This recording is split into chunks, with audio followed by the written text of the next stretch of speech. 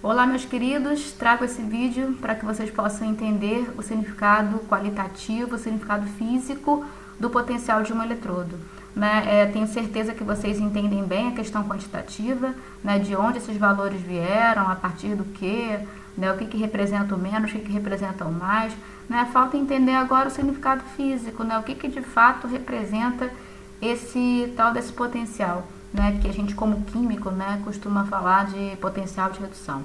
Então, está aqui a representação de um eletrodo metal-íon, e eletrodo nós sabemos que é uma terminologia usada para representar os sistemas, onde existe equilíbrio entre uma forma oxidada e sua respectiva forma reduzida.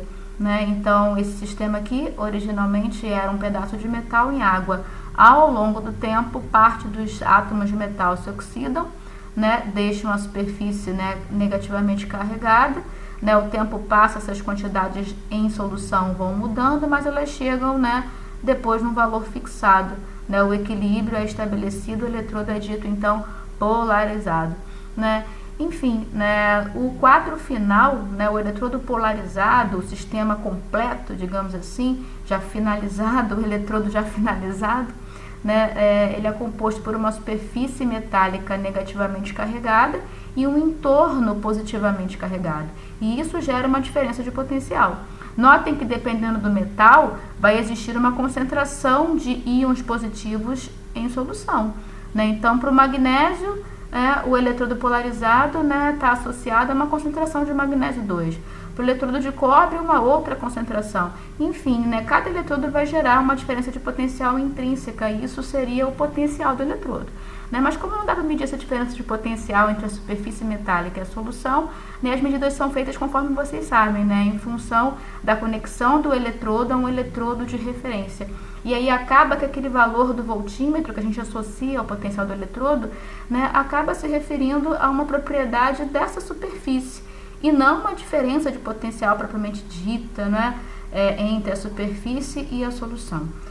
Vamos dar uma olhada agora nessa situação aqui, que representa o eletrodo de magnésio polarizado e o eletrodo de cobre polarizado.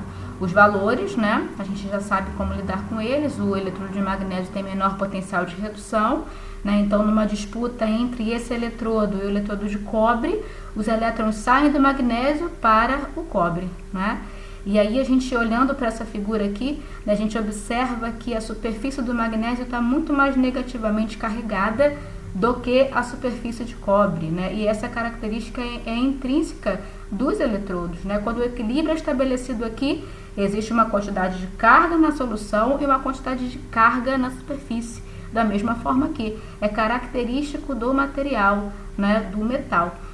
Logo, olhando para essas figuras e olhando para esses valores, o que a gente pode concluir? Que quanto menor o potencial, mais carregada de elétrons é a superfície de um determinado metal. E aí a gente, como é que a gente lida com os potenciais?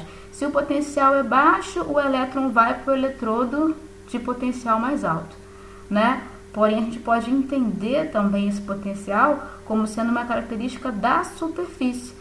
Comparando, por exemplo, o eletrodo de zinco, que tem potencial menos 0,76, e o de magnésio menos 236. Nós sabemos que o menos 236 é mais baixo, então os elétrons saem do magnésio para o zinco. Porém, nessa perspectiva aqui, de que esse potencial reflete uma característica da superfície, nós podemos então dizer que a superfície de zinco tem menos elétrons do que a de magnésio. Então, os elétrons saem da superfície de magnésio para a superfície de zinco. Nessa ideia de que quanto menor o potencial, mais carregada de elétrons é a superfície de um determinado metal. Esse é o significado qualitativo, o significado físico, porém podemos continuar pensando nos potenciais da maneira que a gente sempre pensou.